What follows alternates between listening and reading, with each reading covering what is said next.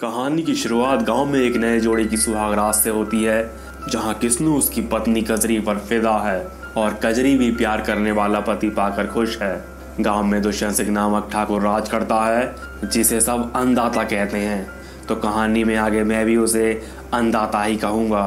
हालांकि उसकी स्थिति अब खराब है, उसके पास पैसे की कमी है और यहाँ तक कि वो गाड़ी में डीजल भरवाने के लिए भी मोहताज है। लेकिन फिर भी अन्नदाता ने अपनी दिखावे की शान में कोई कसर नहीं छोड़ी है।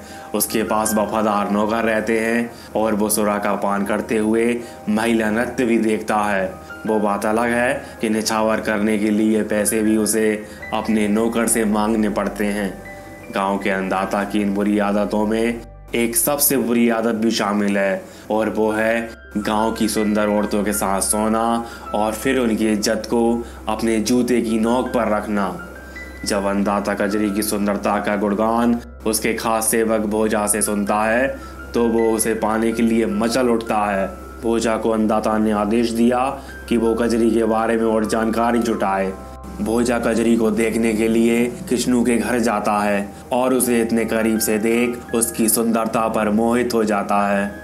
वो खुद को संभालते हुए कजरी की सोच के बारे में गांव की महिलाओं से जानकारी जुटाने का प्रयास करता है। महिलाओं से पता चलता है कि कजरी दूसरे मर्दों को देखना भी पाप समझती है। उसका कहना है कि हमारी इज्जत हमारे भरतार से ही होवे है, दूसरे मर्द से ना ही। भोजा की दुविधा बढ़ जाती है, लेकिन वो अन्नदाता के लिए अपना काम पूरा करने की ठान चुका है। अन्नदाता भी अब खुद को रोक नहीं पाता और भोजा के साथ किस्नू के घर पहुंच जाता है, जहां अन्नदाता कजरी को पहली बार देखता है और कजरी को देखकर उसे पाने की लालसा उसमें और बढ़ जाती है। अन्नदाता अगले दिन किस्नू को एक काम देकर दूसरे गांव भेज देता है और फिर कजरी के घर पहुंच जाता है। अन्नदाता कजरी से नॉर्मल बातों के बाद डबल मीनिंग बातें करने लगता है। बेबस कजरी उसकी बातों को अनसुना कर देती है, जिससे अन्नदाता और भोजा को लौटना पड़ता है। अब रात को कजरी किस्नू से पूछती है कि यदि कोई उसकी सबसे प्यारी चीज पर बुरी नजर डालेगा तो वो क्या करेगा। जिसके बाद वो अन्नदाता की बुरी नजरों के बारे में किस्नू को बताती है और किस्नू अन्नदाता को सबक सिखाने के लिए निकल पड़ता है। लेकिन अन्नदाता और भोजा भी उसी वक्त वहां आ गए और अन्नदाता के हाथ में बंदूक है, जिससे उसने किस्नू को मार डाला। लेकिन ये सच नहीं है, ये सिर्फ कजरी का एक बुरा सपना था, जिसे देखकर वो डर गई और उसने फिर अपने पति को कुछ नहीं बताया। वो सोचती है कि अगर उसने सब बताया तो अन्नदाता के साथ लड़ाई में शायद किस्नू मारा जाए, और वैसे भी कजरी पेट से है, ऐसे में उसे किसी बात की ज़्यादा टेंशन नहीं लेनी चाहिए। अगले दिन जब किस्नू घर पर नहीं होता, अन्नदाता और भोजा कजरी को छेड़ने आ जाते हैं। अन्नदाता जब कजरी को पीछे से पकड़ता है तो कजरी उसे धकेल देती है, जिससे अन्नदाता और उसकी इज्जत गिर जाते हैं। लज्जित हो अन्नदाता और भोजा वहां से चले जाते हैं। जाते जाते वो कजरी से कहकर जाते हैं कि गांव में इस घटना के बारे में किसी को कुछ मत बताना। कजरी इस घटना के बाद मनी मन बहुत खुश है और किस्नू के आने पर उसे सब बताती है। लेकिन कजरी की सोच से उलट किस्नू तो इस बात पर गुस्सा हो गया और कजरी पर ही नाराज होकर कहने लगा कि अन्नदाता के साथ ऐसा नहीं करना चाहिए था। उसे कजरी की इज्जत से ज्यादा अन्नदाता की पगड़ी की चिंता है। उसे अन्नदाता की खराब नजरों से ज्यादा कजरी का व्यवहार बुरा लगा। कजरी को इससे गहरा दुख हुआ।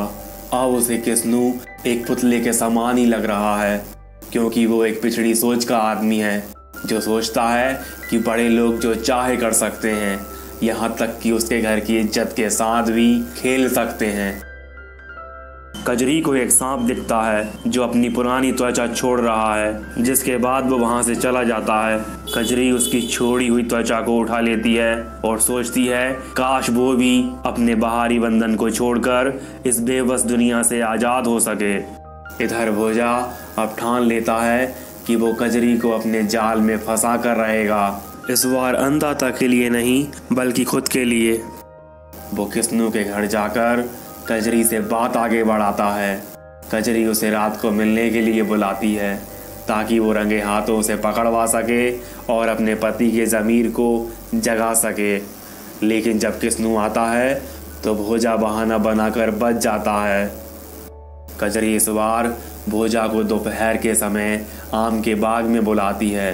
ये आम के बाग किस्नू के ही हैं। कजरी का प्लान आज भी भोजा को फंसाने का ही है, लेकिन किस्नू के आने पर भोजा उससे हाथ जोड़ने को कहता है। फिर बताता है कि आज चंद्र ग्रहण है और पंडित जी के कहने पर वो आम के पत्ते लेने आया है। इस तरह वो फिर से बच गया। इधर रात को भोजा के घर से अभी एक औरत निकल कर गई है, क्योंकि भोजा औरतों में काफ़ी पॉपुलर है और कई औरतें अन्नदाता और भोजा के लिए अपने पति को धोखा देना पाप नहीं समझती। लेकिन भोजा को तो अभी भी कजरी की ही याद सता रही है। आज रात कजरी किस्नू के पास न सोकर बगल में दूसरी खाट लगाकर सो रही है। कुछ देर बाद भोजा आकर उसकी चादर को खींच देता है और कजरी जोर से चिल्लाती है। दरअसल ये कजरी की ही चाल थी। उसने ही भोजा को रात में आने को कहा था और किस्नू से अलग सोई थी। यहाँ कजरी जानबूझकर ही चिल्लाई थी ताकि अब तो किस्नू की आंखें खुले, लेकिन भोजा बहाने बनाने में माहिर है। वो कहता है, चल मैं तुझे पास ही के तीर्थ यात्रा पर ले जाने आया हूँ। किस्नू बोलता है, इतनी रात को? तो भोजा कहता है, हाँ, तीर्थ जाते टाइम हल्ला नहीं करते, चुपचाप जाते हैं। भोले भाले किस्नू से भोजा फिर से बच जाता है, लेकिन अब कजरी के मन में कुछ और चल रहा है। एक तरफ किस्नू है जो केवल नाम का ही पति है और एक तरफ भोजा है जो उसे पाने के लिए मेहनत कर रहा है।